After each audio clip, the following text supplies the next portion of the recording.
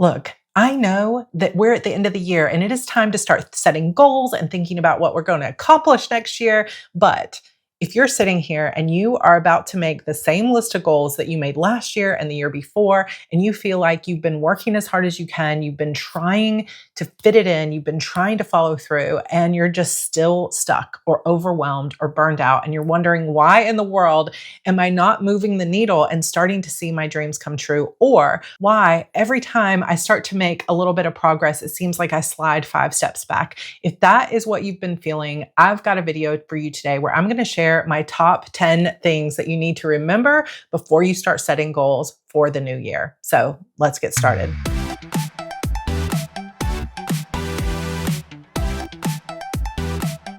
Hello, my friends. Welcome back to Heart Breathings. This is truly such a magical time of year. I love the energy, the fresh start feeling. But man, for so many years of my life, I hit that new year season and I thought, I'm going to be different this year. Things are going to be different. I'm going to follow through. I'm finally going to see those dreams come true.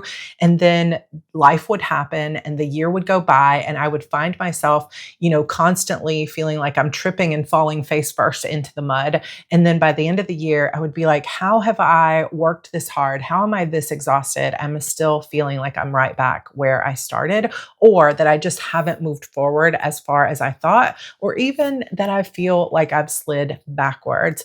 If that resonates with you, or you are hitting this time of year and you're hopeful, tentatively hopeful for the new year, but you also feel like things have just got to be different, I have a list that I'm going to share with you. And this is a hard-won list of facts that I know and I think about every time I start to set goals for the new year. So these are 10 things that I want you to remember before you start setting your goals. So, number 1, you don't have to become a brand new person in order to be successful. Listen, I know that there's a popular saying, new year, new me, right? That we think that what we have to do is when that magical portal opens and January 1st starts the brand new year, it suddenly means we need to be a fresh, brand new version of ourselves. And we can make a laundry list of all the ways that we want to change who we are and how we behave and what our habits are and why we self-sabotage and all of that. But I can tell you from very long, detailed experience with never being able to just snap my fingers and change who I am, despite how many times I tried, that the path forward is actually not expecting yourself to become someone completely different. The path forward is actually accepting yourself as you are and starting on a journey to become the person you want to be. You do not have to become someone different. You are fundamentally who you are. You are not fundamentally flawed. You are not fundamentally incapable. In fact, these dreams that you have, you are meant for these dreams. This is who you were meant to be. It's who you already are. It's just a matter of stripping away all of the bad habits, all of the bad mindset, all of the things that haven't worked for us. And it takes time. It takes time to build habits. It takes time to start new patterns. It takes time to work through the mental BS that we've taken on over years of trauma and disappointment and all the things that we go through as humans. Everybody goes through these things. But to go into the new year thinking that in order to be successful, you actually have to be a completely different person is holding you back.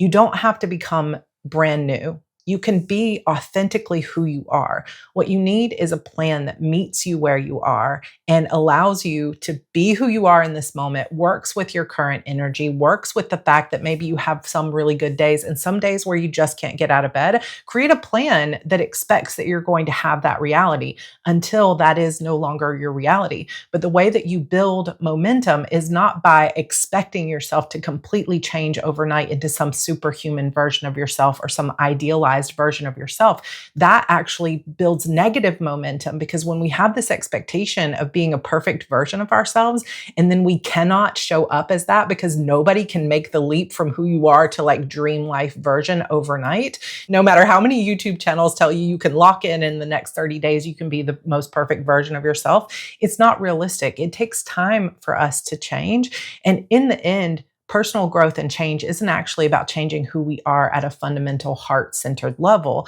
It's about stripping away the things that we've put on top of ourselves to protect ourselves from pain and fear.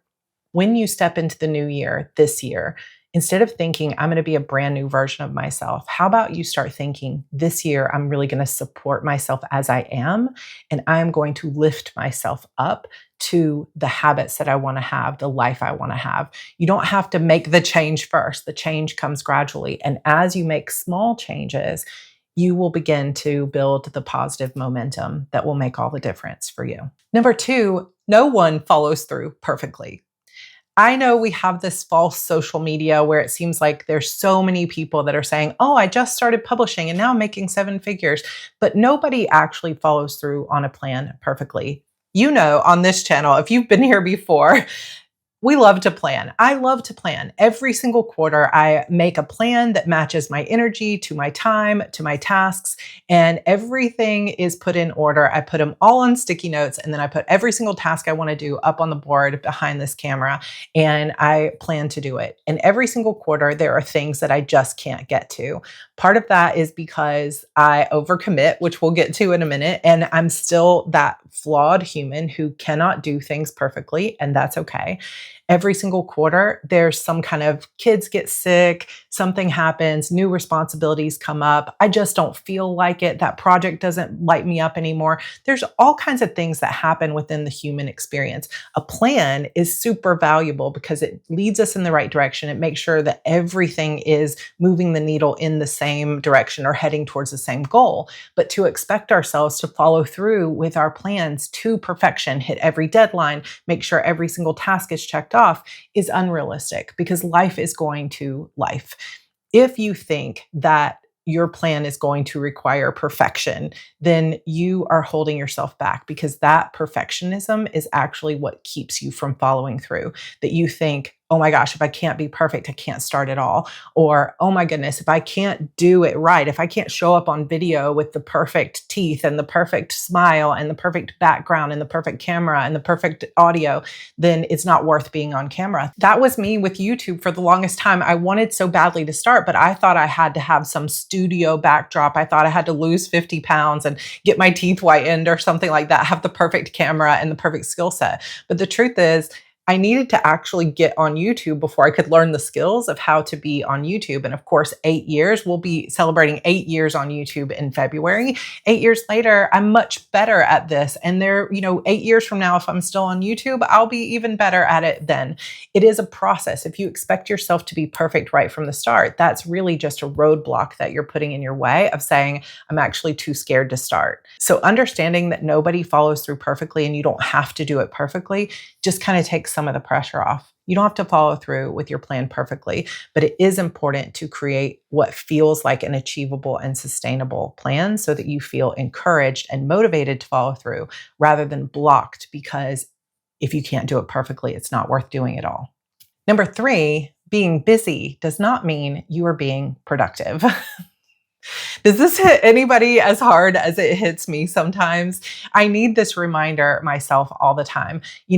If you have come to the end of this year and you feel like you have just been busy all the time, you're doing the things, you're setting the emails, you're posting on Instagram, you're getting things done, but nothing seems to be really moving the needle or moving you in the direction that you want. But growth feels just so slow. Like, where's the results? Where's the sales? Where's the money? Where's the outcome? Chances are it's because you're being busy, but you're not actually being productive. So when we think about the word productive, it really means that you're seeing a result from the things that you're doing. It's not just that you're throwing spaghetti at the wall and you're doing a bunch of tasks that are all unrelated. To truly be productive, you need to make sure that every task that goes on your plate is something that's moving you in the same direction. Like, synergy is way more important than perfectionism. And what I mean by synergy is, if you say, I'm going to write 1,000 words a day. Okay, great. You're writing 1,000 words a day.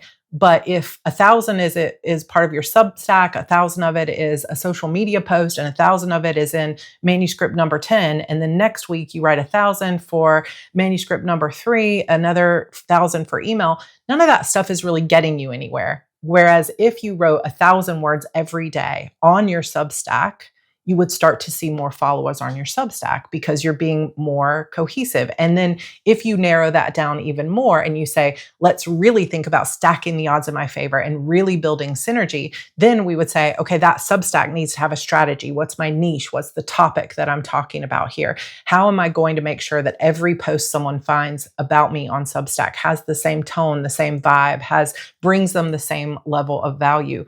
Now you've got everything pulling in the same direction. You're not just being busy sitting down at your computer every day writing lots of different content. You're actually sitting down in a focused manner and you're writing that Substack post, that manuscript, that YouTube video, whatever it may be. But I know that there are a million things that we could do. And so often that idea of all the different options and all the different ways that we could make money or grow our career or, become our best version of ourselves or even entertain ourselves with our time. There's a multitude of options. We don't have enough time in our human lifetime to consume all the content that's out there or to do every single thing that we want to do.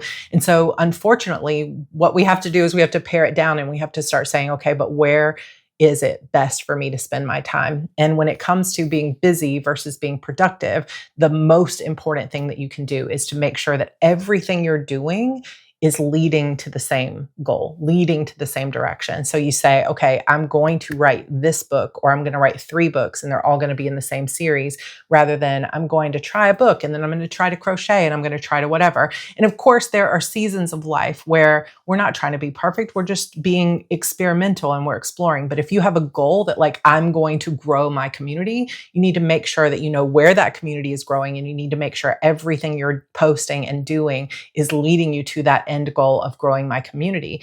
That way, everything you're doing and everything you're spending your time on is leading to the same result. That's how you stop being busy and start seeing results. Number 4, and I say this with complete love and compassion for myself, overcommitting is just a form of self-sabotage. I'm calling myself out here too. I overcommit like it's my job. And I know where it comes from. It comes from growing up in a household where love was conditional. You do and be the person that I say you're going to be, or I will withhold my love from you. And I know this is getting deep for just a productivity tip YouTube video, but this is part of the work. We want to go for our goals. We have to work with our BS that we have in our lives. We have to work with our trauma. We have to overcome those things that are truly holding us back. You have fear. Why do you have fear? I overcommit. Maybe you overcommit. Why is that true? I overcommit because I feel like I need to please everybody. I need to people please. I need to show up 100,000% in order to be loved. And I work with this. It has served me very well, but I also put boundaries on this now. Back in the day, I used to overcommit in a way that would just consistently burn me out, and I would never prioritize or make time for myself or my own goals. I was just always trying to work with what everybody else needed from me. But before I even started my YouTube channel, I started this system where I started putting sticky notes up on the wall. And that was the beginning of what I call my HB90 system. And that 90-day system is kind of what pulled me out of depression. I've talked about this multiple times on the channel, but if you want to hear more about that journey, I will link a couple of videos down below of how I sort of pulled myself out of that life state and found productivity again and found my goals again.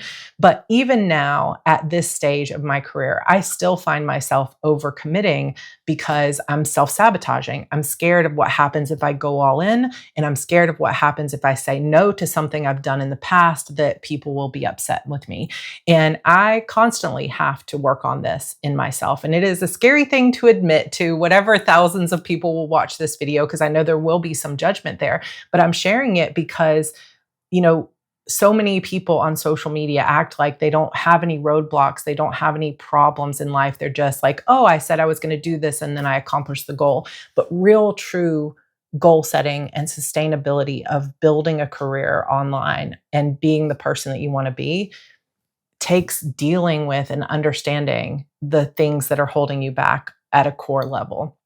So I'm sharing it to let you know that you can even hit this level of success and still have these things that you're working through.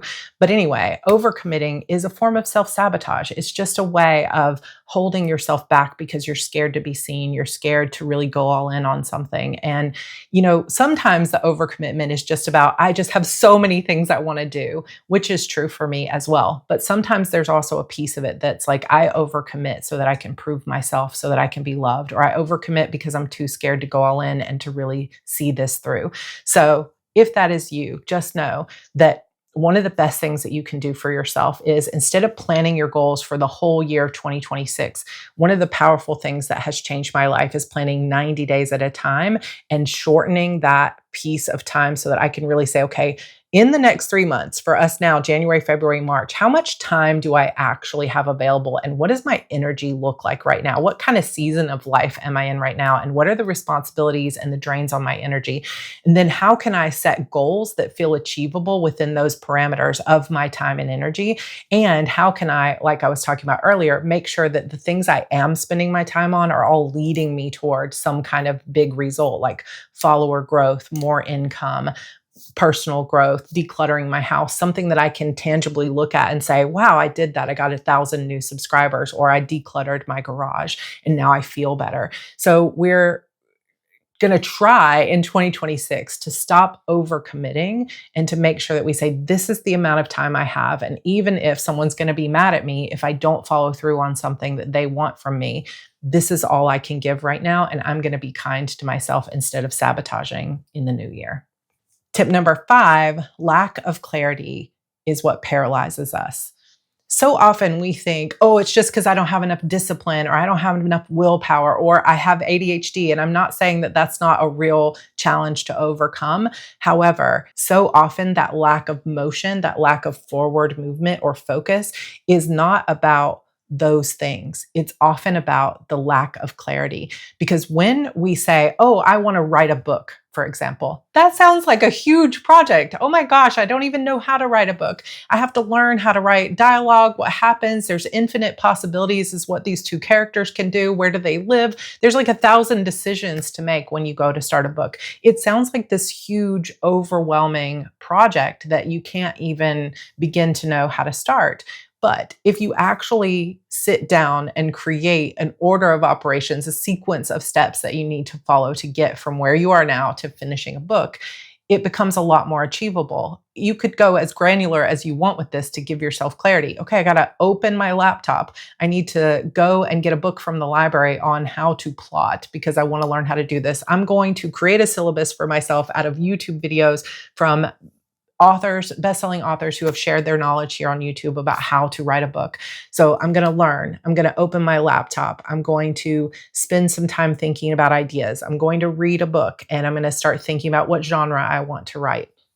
There are clearer steps when you start to break it down. Whereas when you just say, I want to write a book, that seems paralyzing. Like, I don't even know where to start. Your mind will start looking for distractions. But when you say, okay, I need to read a book on plotting, it becomes a lot more clear. Now, I do know that if you have ADHD, it might also be hard to just sit down and focus on that book. So you might need some other tools there, but at least you won't be paralyzed anymore. At least you'll know what that next step is. And that is where power really comes in. And I have found for myself and for thousands of authors that I have worked with and creative entrepreneurs that I have worked with over the years, that one of the most valuable things you can do is take those big projects and chunk them down into small steps. And I don't mean just like, okay, write a book means write the draft, edit the book, publish the book. That's still way too big. I mean, turn on your computer, write 1,000 words, figure out how to write dialogue, write chapter 1, like really and truly chunk it down to as small of task as you can. And I actually like to chunk my tasks down so small that I could finish them in a 25-minute session if I can. There's not always enough room on my Kanban board to break them down that much. So I often will break them down further in my planner, but just giving yourself clarity of this is the next step, and then this, and then this, and then this is such a game changer. So if you find yourself stuck or paralyzed with anything in your life, one of the most powerful things you can do is go to a friend, come into the Heart Breathings writing community or some other type of community that you love and say, here's where I'm stuck. Can you guys help me figure out what my next step is? You do not have to do this alone, but when you have something that feels too big, it feels nebulous, it's paralyzing. When you have very specific next steps, it feels achievable. Tip number 6, finishing one thing is more powerful than starting 5. I know this is hard. For those of us that are multi-passionate, if you're like me, raise your hand in the comments. I am definitely multi-passionate. I want to have multiple things going. I have a YouTube career, I have a course career, I have a planner, I have a writing career. There's lots of things. This doesn't mean that you have to keep yourself down to just doing one thing with your life and niching down. That's not at all what I mean.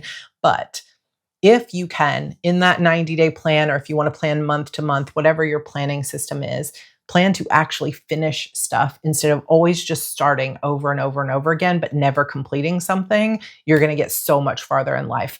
If you said that you wanted to start an Etsy shop and your goal was to start making $1,000 a month with your new sticker shop on Etsy, in order to actually go from your desire to start a shop to making money, there's a few steps that need to take place in between, right? You need to decide the name for your shop. You need to get maybe a logo or some kind of branding.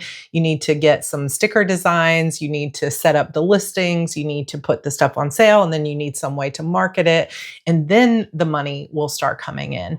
But if at any point in that process, before the stuff goes on sale and you've started marketing it, you quit, you've done a lot of work with zero result, because you could sit there and you could name the shop, you could get the logo together, you could put up all your ideas for stickers, you could draw a lot of art on your iPad, you could be contacting vendors. There's tons of work that you could be doing. But until you put that on sale and you start marketing it and you start figuring out how to make money on it, you will see no result from that is tangible. Now, maybe you've learned something, so it's not wasted time. But if your goal was to start making money on Etsy, you will never get there unless you put stuff up on Etsy. And the same thing is true about being an author. You are never going to be a best-selling author if you don't finish a book. And I know that this is harsh, and I know that it is hard to hear when you are sitting there and you have 20 unfinished manuscripts, or you have 1,000 dreams that you've started and never finished. But 2026 needs to be the year that you say, this is something I'm going to not only begin,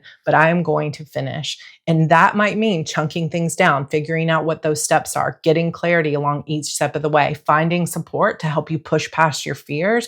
But finishing that one thing will not only give you momentum and confidence and hopefully income, but it will teach you what it means to follow through, and it will teach you that you're capable of it. Because I promise you, you are capable of it.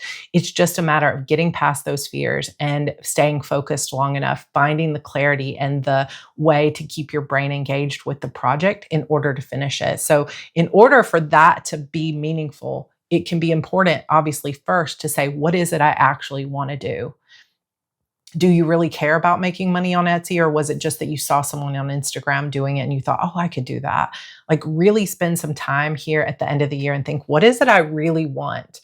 And then commit to finishing something big in 2026. So write it down. What is the one big thing I'm going to finish? Because finishing that project is so much more valuable than having 5 projects that you got halfway through on and never saw a result. If you actually want to see your dream life come true and you want to actually bear fruit of your goals and all this work that you're doing, if you want to be productive and not just busy, you got to start finishing things.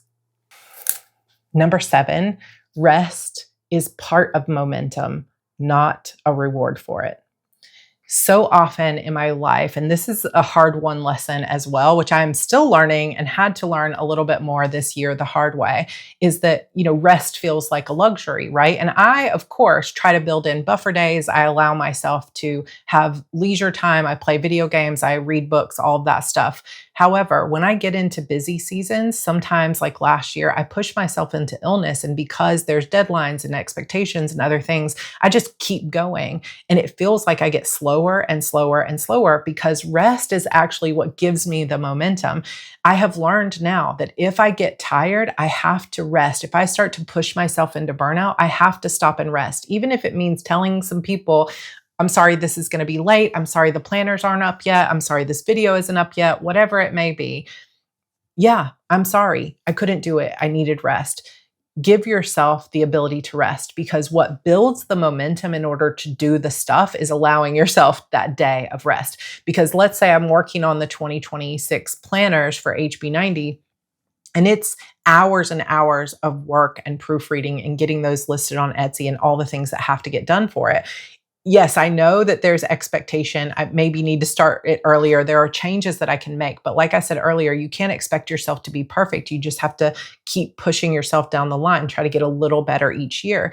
But if I'm pushing and I have a deadline for myself, but I hit a wall because I'm ill and my body is literally giving up, or my mind is just not capable of pushing, I have two choices. I can either keep pushing forward and likely go slower and end up iller and maybe never being able to finish that project. Or I can take one day of rest or a short period of rest so that when I come back to it, I can work 3 times as fast as I would have when I was sick. Rest is part of momentum. You want to build fast. You've got to give yourself that rest. It is essential. It is not a luxury. It is truly essential. That's why I took an entire month off this summer, because I started to feel that burnout was really pulling me down and everything felt like I was walking through quicksand. And I said, okay, enough. Yes, I'm going to lose out on the money from a launch. I'm going to lose out on supporting my students in June. I'm not going to have, some of the momentum on YouTube that I normally would have this year because I have to prioritize rest. But the truth is, that's the only reason I'm showing up the way that I am this second half of the year, is because of that rest. Rest gives you the ability to gain momentum. It's not a luxury, it's a necessity. Number 8, whenever you go to do something important or different, fear always walks into the room. Fear is a natural companion for all of us humans. Whenever we decide we're going to step outside our comfort zone, we're going to put ourselves out there, we're going to try something new, we're going to finally finish the book. Like whenever you set your 2026 goals, this is what I want you to remember, is that fear is not psychic. It is not predicting the terrible things that are going to happen. Like fear will tell you, oh, it's not going to work. You're not capable of it. Nobody wants to hear that. You've tried this before. You're just going to get hurt. Like all those negative things, whatever yours may be, those are some of mine. Fear will say those kinds of things to you to protect you. It is protective. Fear is just trying to keep you safe, but it is not predictive. Fear is not telling you what will happen. It is just warning you of all these consequences that may or may not even be real, because it just wants to keep you safe. It wants to hold you where you are and keep you in your comfort zone. But in order to actually do the big thing, write the book, start the Etsy shop, go get your PhD, whatever it is you want to do in 2026, in order to follow through with that, you're going to have to push through those fears, right? Because anytime you go to do that, fear is going to be there. It will walk into the room, it will pull up a chair, it will say hello, and it will start whispering these things into your ear about why you're not worthy, why it's never going to work. It'll remind you all the times you failed in the past before. It'll remind you of all the dangers of this crazy thing that you're going to do. And if you listen to it, then you will be back here at the end of 2026 watching another video from me or some other creator telling you about how to set goals, and you'll be wishing this is the year. Don't push that down the road to 2027, 28, 29, or never. 2026 is the year, but you have to understand that anytime you go to make those big changes in your life, fear is going to be a natural companion, and you have to learn how to get past that fear. You have to learn how to understand that fear is not telling you what will happen. It is not warning you about the truth. It is just simply trying to hold you back to keep you safe. It loves you, right? Hopefully. It just wants to keep you safe. But in order to do big things, we have to take risks. And that's just the way life is. So you want those big goals, get ready for fear to be your best friend. And you can overcome it. Fear doesn't have to be in control, but it will be in the room. And so just be aware of that and be ready for it. Number 9, a plan without the follow through is just a fantasy. We all love plans. I love making plans. But you could sit there like I did back in 2015 or so, about 10 years ago. I would sit down and I would have these calendars and all my highlighters, and I would make lots and lots of plans.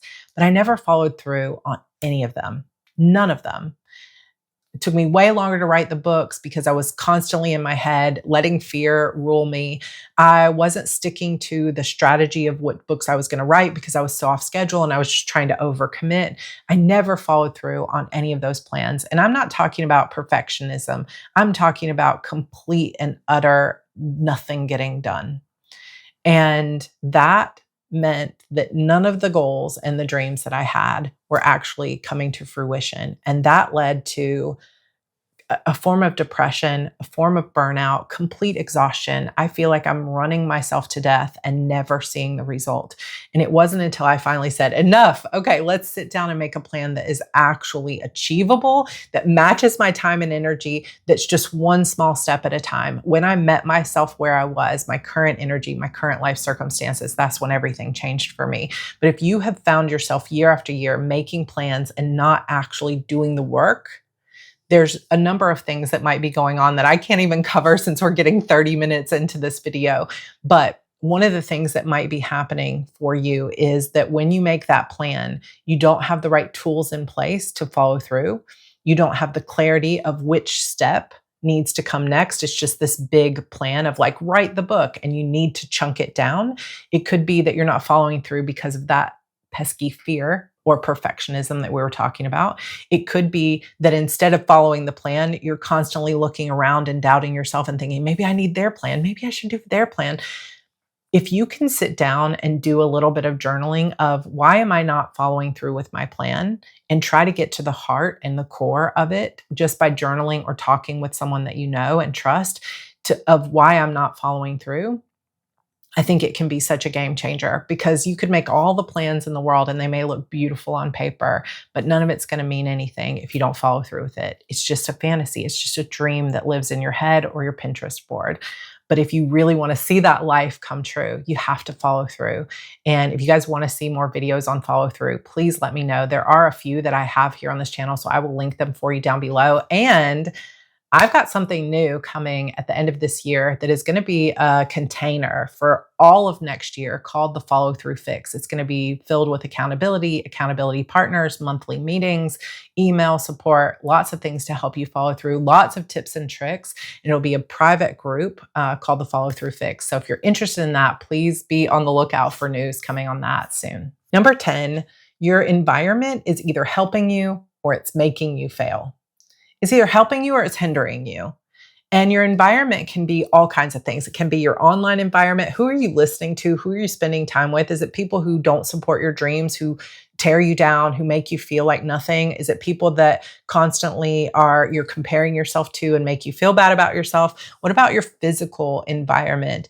Are you easily finding things? Are you comfortable in your space? Like, I am not comfortable in my space. I have this beautiful house that I worked so hard to get to, and it is constantly cluttered with my things. Like, George keeps the house clean, but my spaces are always getting cluttered when I'm busy. And so I have put my foot down with myself that one of my biggest goals in 2026 is to develop better systems in my house. I've tried in the past, and now I got to approach it a new way. And so I'm going to chunk it down, and I'm going to get really strategic about it. This is going to be one of my 3 main goals for 2026, is getting my home environment to a place that it feels so supportive and so nurturing and so creative, rather than a source of stress.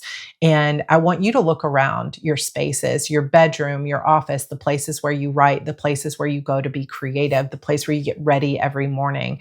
Is it adding stress to your life, or is it supporting you? Look at your phone. Are your notifications on all the time? Are you doom scrolling too much? Are you definitely spending more time? After this video is over, go and look at how much screen time you have spent over the past week. You might be shocked by how much time you're spending on your phone, and how much of that time is actually supporting you and making you feel better and bringing you joy, and how much of that time is actually making you feel like you're wasting your life, or that you're comparing yourself to other people, or you're filling yourself with negative news or other things like that. I don't know what the truth truth is for you, but I know that for me, I feel a lot better when I clean that sort of online environment. What about your relationships? Who are you spending your most time with? Is it people that support your goals or not? Think about every aspect of your environment, your physical environment, your online environment, your relationship environment, your planning environment too. Are you organized? Do you have a planning method, a planning system that really works for you where you can visually see your goals? Like, I'm a super visual person, but I don't know why for years I kept trying to make it work, like out of sight, out of mind. And I kept forgetting where all my plans were. And it wasn't until I put my plans right up on the wall and I could see them every single day that everything changed for me, because it was this aspect of my environment fully supporting what I'm doing. And I continue to lean on that. I have calendars all over my walls. I have miniature Kanban boards sitting on my desk, and I'm going to lean into that even more in 2026. But those are my top 10 tips. What else would you add to this in the comments that you would love for people to know before they start planning? This is just all mindset reminders of what can help you and support you. Because if you are hitting this season again, thinking this year did not go at all like I planned, I am so sick and tired of these cycles of self-sabotage, overcommitment, perfectionism, being too afraid to move forward. 2026 is a fresh slate. It's a fresh chance to start over, not to be a brand new version of yourself, to show up in the new year as you are, which is perfectly wonderful and capable, and work with yourself to build slow, positive momentum upward, because that momentum will begin to stack. And you'll be amazed when you build positive momentum instead of having things that are constantly dragging you down in your own mental health, in your environment, in the plans that you make, in the disappointment that you have. If you can start building positive momentum, you will be shocked at how fast your life can just shoot forward. You can double, triple your results. You can see massive shifts in your life in just 1 year, not by making big quantum leaps or changing who you are, but by one tiny step at a time, finding clarity, not expecting perfection, moving forward with your fear walking right there along your side and saying, I'm not going to let you be in control. I am in control of my life, and just taking one step after the other. You will be amazed at how quickly you will climb and you will rise. Thank you all so much for being here. Let me know which one of these resonated the most with you. I hope this video was helpful as you start to step into your 2026 plans. If you want more support with 2026, this Friday, we start my New Year Planning Bundle, which starts with Your Path Forward, which is a long-term planning course and it's not just for authors, it's for any goal, where we do exactly what I was talking about with the chunking down, but we do it on a long-term strategy basis where we say, okay, here's where I am, unpublished, never before made any money as a writer. I want to be a bestseller, like that big long-term dream. And we figure out all the pieces, we reverse engineer it, and we figure out, okay, how are you going to get there? And it doesn't have to be perfect, and nothing is tied to deadlines. It's just all about the order and sequence of operations, like a set of dominoes that you say, here's where I am, here's where I want to be. I'm going to put dominoes in a row, and then I'm going to start knocking them over. And one by one, I'm going to lead myself to my dream life. That is the long-term planning course, Your Path Forward. If you are an HB90 alumni, you can get $50 off this course. So I will send you another coupon code, but if you want it, feel free to reach out and email me or check the Facebook group because it's posted in there. But if you have not yet taken HB90 on Sunday, so Your Path Forward is Friday and Saturday. On Sunday, we start HB90. And this is my 90-day planning course that almost 5,000 people have been through. And it is a game changer because it is all about taking out perfectionism, taking out any of that busy work, and really making sure that everything you put on your list is a match for who you are, where you want to go, what your current energy is, and more importantly, what your current available time is, and making sure that everything you do is moving the needle in the right direction. It's not about perfectionism. It's just about taking forward motion that actually sees results. So if you want to come join us and you want to continue on in this positive energy and be a part of a community that is positive and uplifting and encouraging, and have a teacher that will support your goals all the way through, I hope that you'll come join us. We have lots of live streams that are going to be recorded if you can't be there live, and a lot of really good energy in our groups and in the course itself. So it's going to be fun. Come join us and let's make 2026 our best year ever. Also, coming up, I am going to be setting up my A5 binder. I cannot wait to share this with you, and my pocket planner. So all that's coming up. If you are not yet subscribed to this channel, please hit subscribe. Come follow me here and become a Hearty here on the Heart Breathings channel. I super love you guys, and I genuinely want to see you succeed in 2026. So let's do it together. All right. See you next time. Bye.